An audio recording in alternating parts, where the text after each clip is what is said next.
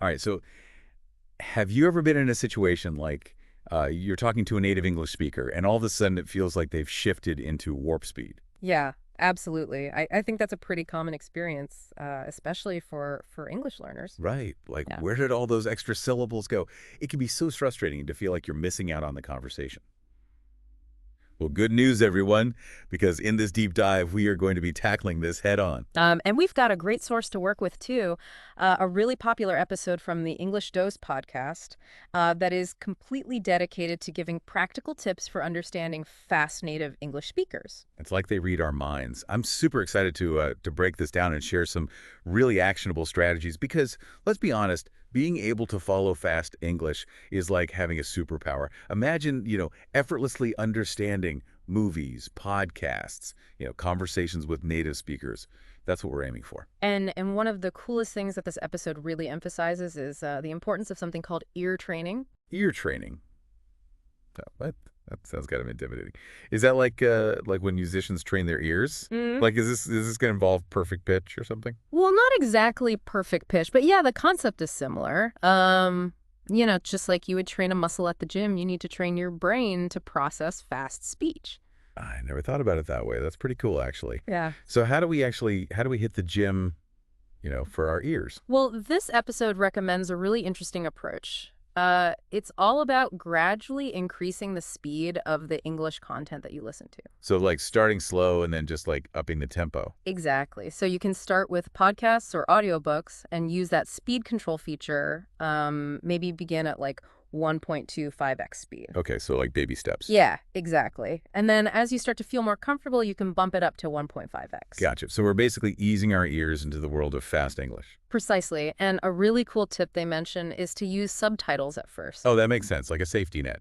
Exactly. But the goal is to eventually rely less on them and let your ears do the heavy lifting. Okay. Challenge accepted. But okay, here's something I've always wondered. What about those like mumbled words and sounds that native speakers use?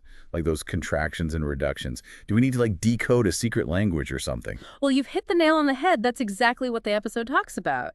Native speakers are masters of shortening words and phrases like gonna instead of going to, or wanna instead of want to. Right, like all the time. And they just roll right off the tongue. Yeah, they do. And understanding these common shortcuts is a huge part of deciphering fast speech. Makes sense. So we're not just training our ears, we're also kind of like learning a new vocabulary almost, like a secret code. In a way, yes. And the episode suggests practicing these reductions and contractions out loud. It might feel a little silly at first, but it really helps to get your mouth and your brain used to these faster ways of speaking. I can just imagine myself like talking to the mirror, gonna, wanna, gotta. It's like a tongue twister workout. Exactly. It's all about getting comfortable with the rhythm of fast speech. And there's another strategy that they highlighted in this episode that I found super helpful, and it's called keyword focus. Keyword focus. What's that? So it's this idea that when you're listening to fast English, you don't need to try and catch every single word. Instead, you focus on identifying the keywords that carry the most meaning. Ooh, interesting. So it's kind of like a mental filtering system. Exactly. You're training your brain to zero in on the most important information, even if you miss a few smaller words along the way. Like, think about if someone said, hey, want to grab a coffee later? Even if you only caught coffee and later, you'd still get the gist of what they're asking. That's so true. It's about seeing the forest for the trees. Right. And this episode makes a great point about how keyword focus can really prevent that feeling of overwhelm that we often get when we're listening to fast English. Yeah, I totally get that. It's so easy to just kind of shut down when you feel like you're missing too much. But focusing on those key words is like a lifeline. So we've got ear training, we've got mastering those contractions and reductions, we've got keyword focus. What else is in their arsenal of awesomeness? Well, they also talk about something called shadowing, and this is a really fun technique. Have you ever tried this? I think I've heard of it, but I'm not entirely sure what it is. Tell me more. Okay, so shadowing involves listening to a short phrase or sentence and then immediately repeating it, trying to match the speaker's pace and intonation as closely as possible. Okay, so like mimicking their every sound, like almost like a parrot. Kind of, yeah. But think of it as more of a workout for your pronunciation and listening muscles. You're training your brain to process and reproduce the sounds of English more quickly and accurately. Okay, so it's kind of like taking those contractions and reductions we were talking about and putting them into practice in real time. I like it. And it sounds like a lot of fun, too. Where would I even find material to shadow? Well, you can use pretty much any audio or video clip, like a short scene from a movie or a few sentences from a podcast. Oh, okay, so lots of options. But I got to ask and be honest, all of this sounds like a lot of work. Well, it does take time and effort. There's no magic bullet for understanding fast English.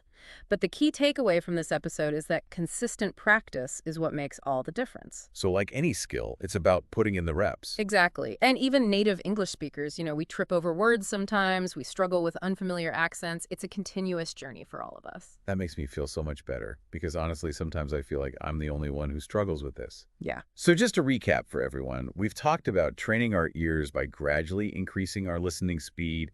We've got to decode those tricky contractions and reductions. We talked about becoming keyword detectives. And then, of course, we've got the powerful technique of shadowing. It's like we've got a whole toolkit now to tackle fast English. And it's important to remember that understanding fast English is not just about keeping up with conversations. It's about opening a door to a whole new world of cultural experiences. Being able to truly enjoy movies and music and podcasts and connect with native speakers on a deeper level. It's like we're getting a backstage pass to the world of English. So I want to challenge all of our listeners out there. Think about your favorite English content.